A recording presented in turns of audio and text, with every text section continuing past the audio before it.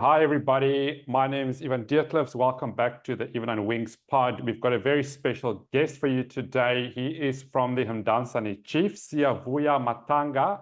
Hi, Sia. Welcome to the pod. Hello, Evan. Hello, everyone. Yeah, so just give us a little bit of history about the Chiefs. Tell us how it started and how many teams you've got, where you guys are playing and so forth, and also a little bit about yourself. Tanzania Chiefs have about 4 teams, under 14s, 15s, 16s, then in the 18 team. Then it's almost a senior team, so we don't even count it as a team anymore. As Tanzania Chiefs has started in 2019, the year of COVID, when so many kids were started to feel like their dreams of rugby have been shuttered out because because of the lockdown. They said no sport, no everything. Then I started to go on the field, having a session every time that I could keep up with my fitness levels, hoping that the government would clear us to go to the field. Then there were so many kids that were coming in each and every day that I'm having a session. So they started to say, "Coach, can you please coach us?" Then it started like that. Just tell the viewers which area you guys are operating in. We are operating at Mdantsane and U2 at Orlando Stadium, next to Sisatugasha. So what opportunities do these kids have to play rugby there at the moment? Why specifically did they come to you, do you think, to ask you to start coaching them? 2017, I was in New Zealand at an exchange program with Windarose Rugby. Then I started to started to play at Arataki at Rayton Marist, then moved to Waikato Chiefs. Then some of us moved to Namawatu Island. So then once I started going back there, I've seen the game of rugby in a different perspective more than anything. They said in New Zealand, the game of rugby, it doesn't have to be the game of size, whereby the South African rugby, it's only about size. Then I started to know that it's only about knowing your best strength in the game. Then I've started to imply that on those kids. Then they started to feel comfortable to play for me. That's interesting. I didn't actually know that. Tell us a little bit more about your time in New Zealand. My time in New Zealand was amazing because it was a different experience of rugby. Because first of all, in South Africa, I think I've played when I was in here most of the time. I played in forward line. Then in New Zealand, they said I could pass both sides. I could even step, so I could even move faster. So that they started to play me at 13, 12. Then the other game, they moved me to fly up 2 games. Then I said I'm not comfortable on fly up, but they said they feel like I'm doing well when I'm playing that. Where did you grow up, or where did you go to high school? I grew up in Tanzania, but I think I've have put 2 sides on my growing up because my parents used to stay on the villages. I used to stay with my aunt here in Tanzania. So most of my school was here in Tanzania, but the game of rugby, I started it at the rural area, my village. What is your relationship with like the schools in the area? Because I've heard from other clubs there that they don't offer rugby at the schools anymore, and that's why kids want to come to the clubs. But there's normally an issue around, especially when they're in grade 11 and grade 12, when the schools kind of want the kids even on Saturdays. What's the situation like for you at NU2? It's the same situation that's happening around. Since there is a school next to me, Ulwazi, that has been getting 100%. So most of the schools now, they want kids even on Saturdays, but you make arrangement with every teacher. So most special for me, it's about linking rugby to the schools, back to the schools, whereby we used to go to these primaries. So I want to start rugby at grassroots levels, whereby they can have basics and other stuff. So for me, I think I have a good relationship with every school that is around here. Because I've spoken with most of the principals that next year I would love to do a program whereby I would be having literacy side, helping other kids that don't catch up easy or on the class. Then we can have one-on-one sessions with them as the literacy side. Then on the other side of sport, we'll teach them sport on the afternoons. So your feeders are mostly from the schools in the area in NU2, or have you got kids that are coming from further as well? I've had kids from further, even some of the kids that were coming from NU1. in New 7. I think there's a lot. Same as I would say, the likes of Sibabalo Mahashe used to come from Amalinda to Mdantsane. Little Besta used to stay at Dungan Village, but he would come from Dungan Village to be here. Likwana Finga was from NU8, but he would come from NU8 to NU2. Let's talk a little bit about success stories. What success stories have you got to share with the viewers? Because you mentioned some names there. We are playing professional rugby now. Likwana Finga, I will start about Likwana Finga because as for me, Likwana Finga is more of a big player and he has made a lot of revelations when it comes to the likes of Likwana Finga. Likwana Finga has been the most shy boy that I know, and mostly no one has ever noticed the biggest potential in him. Then when he came to the team, I said to him, as he said he was playing the wing, and I saw his structure, I could see, no, this guy, it's a 12, and but he's not comfortable to play. So I said to him, no, son, relax, you can play any type of rugby you want to play. Feel free, this is home, don't panic. Rugby, it's a game of mistakes. You have to do mistakes so that you can know that you are better or not. So he started to feel free. Once he started to feel free, he gave me more results. Then we spoke to Coach Zulu. Coach Zulu took him to Westville. Then that's when he blossomed under the tutelage of Coach Zulu and other coaches. We have seen the best of him. I'm sure mostly have not seen the best of him yet, but the boy is going to get there. Same as I have the niece, the young Nsimka, it's under 18. He was at under 18 in DHS. That's my niece, my sister's son. So I'm sure I've been coaching a lot.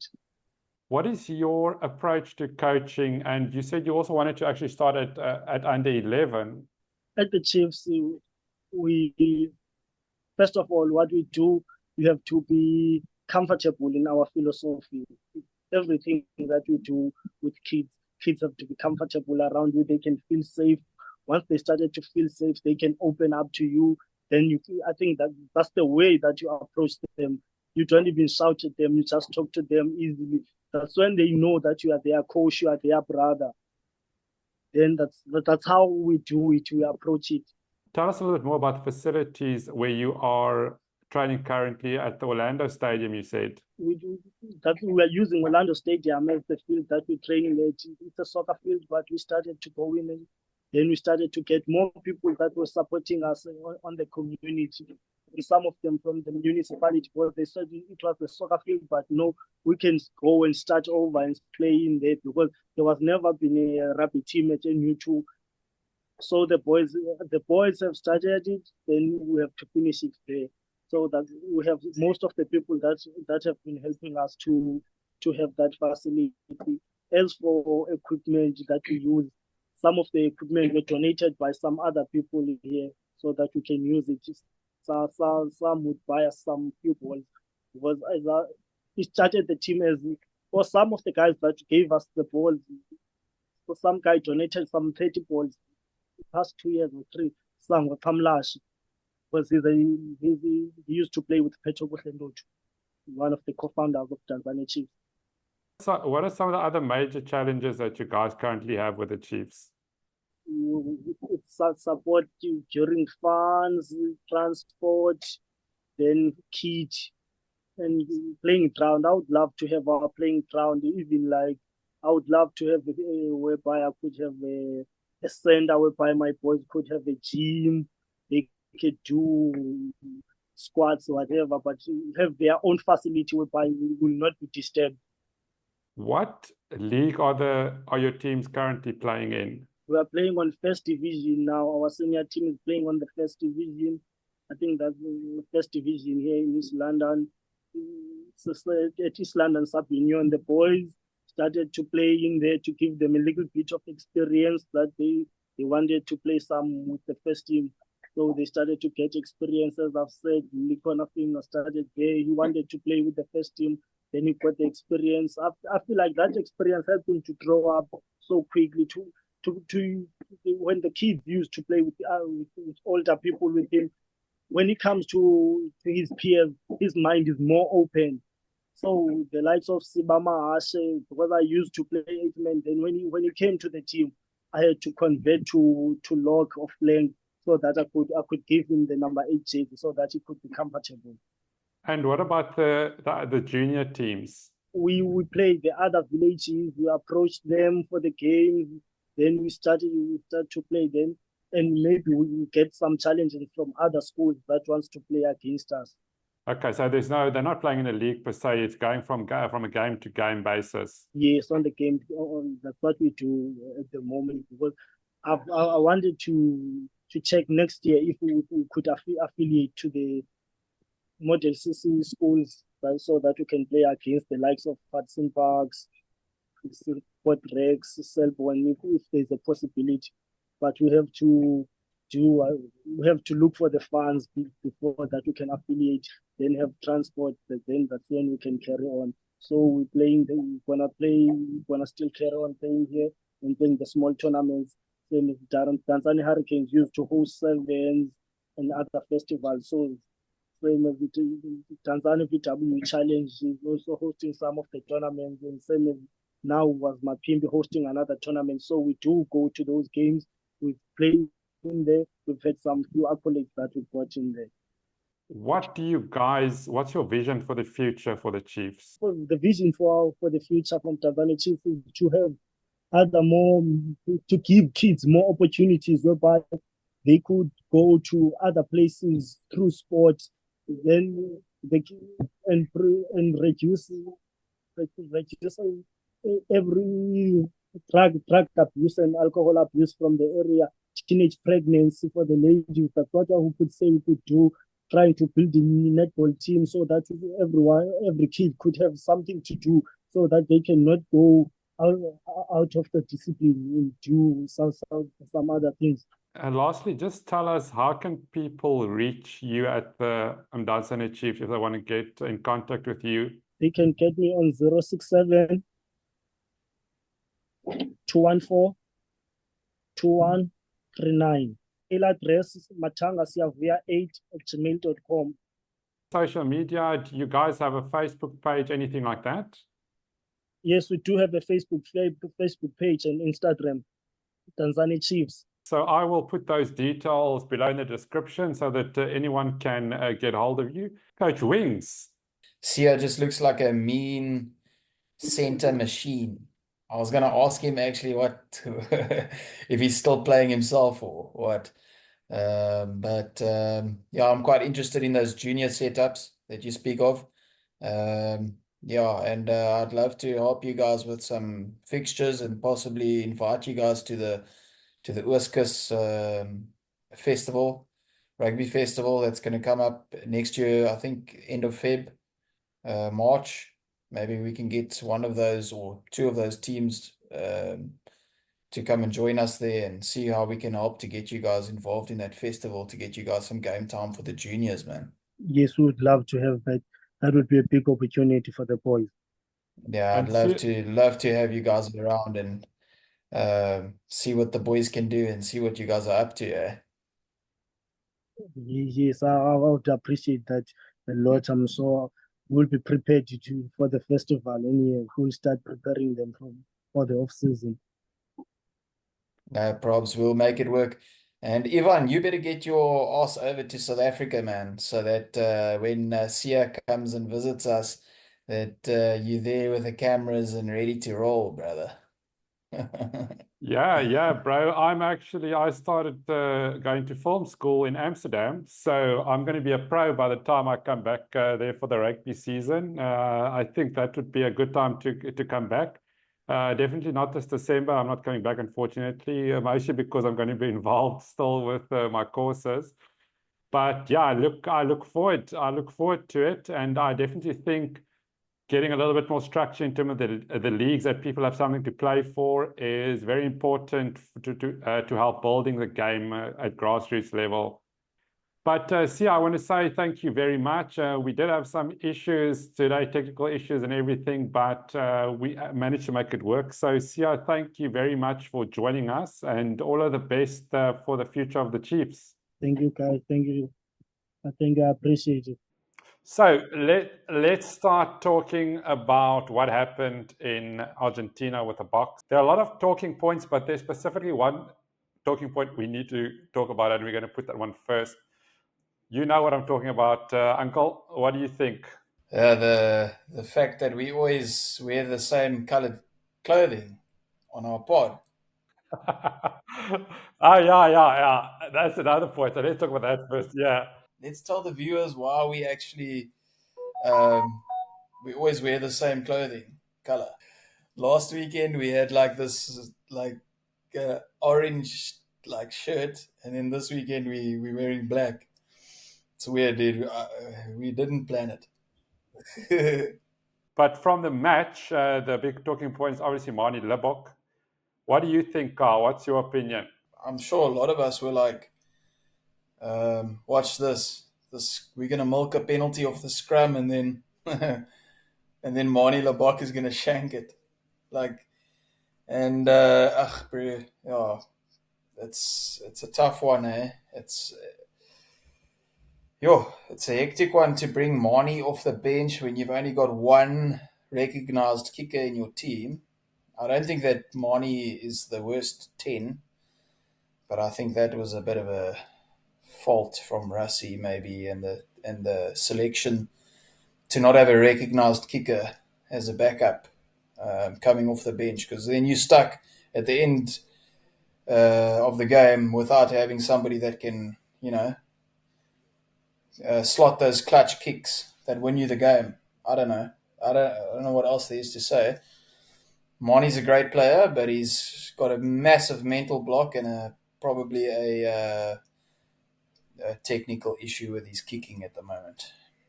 Let me not mince my words here. The fact that we lost is not because of Mani Libbok, right? There are a lot of other things that could have happened that could have made us win that match. I mean, we had some very porous defense at some points, especially in the first half when they were just basically running tries through at will. But the fact that Mani Libbok kicked what I think is a reasonably easy kick, that came completely down to temperament, mental strength, those kind of things. There are a lot of questions around Mani Libbok, and it's basically can he be trusted? And everyone is always nervous when he has to take a kick, and it can't be that way in international rugby, don't you think? I mean, I think he is probably the best attacking fly we've got. Speed-wise, skill-wise, you can also see he's much light on his feet with his hands, everything, get the ball really going, those kind of things. But my first question to you is he good enough to still be a Springbok? Should he still be there, considering all the other people that are there? And the second question is, if you say yes, in what capacity should he be used? Yeah, he's good enough to be a Bok. He's a great attacking 10. Defensively as well, he's good. I think Mani's he stands up. He's a barker. He talks. He's an organizer. He's got great skill. He's everything you look for in a 10. The only space for him in the team is if you've got a recognized kicker on the field.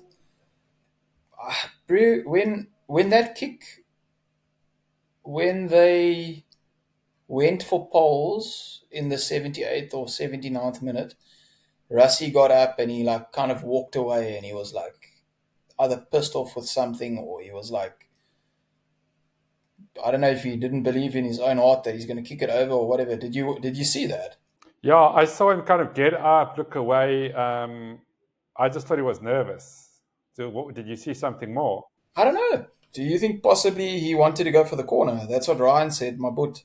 He said maybe he wanted to go for the corner. And then also, my other thing is Jaden Hendricks was on the field at the time, and maybe he wanted Jaden to take it. Maybe. That's something I thought about as well. That he should have. But I mean, I didn't know the previous kick that Marnie took, whether Jaden was already on the field. Yeah, So they I'm were not. trusting Marnie before that. But Yeah, I'm not 100% sure about that, but I don't know. the reaction, like Rassi's reaction was weird. It was like he got up and he was like, oh, and he like walked off. Like if it was Rassi, if Rassi put Mani Labok in there to like redeem himself and like put him in there to say like, you know, you can do this and you can kick these clutch kicks and I trust you, then he would have just chilled and watched the screen and been like, yeah, I'll give it to him, watch this, bang. But something was wrong, bro. I don't know if he wanted him to go to the corner or what. It's a conspiracy theory. Yes, yes, yes. Our first conspiracy theory on the spot. Guys, don't forget to like and subscribe, and we look forward to seeing you next time. Also, leave your comments. Touch wings. 3, 2, 1. Cheerio.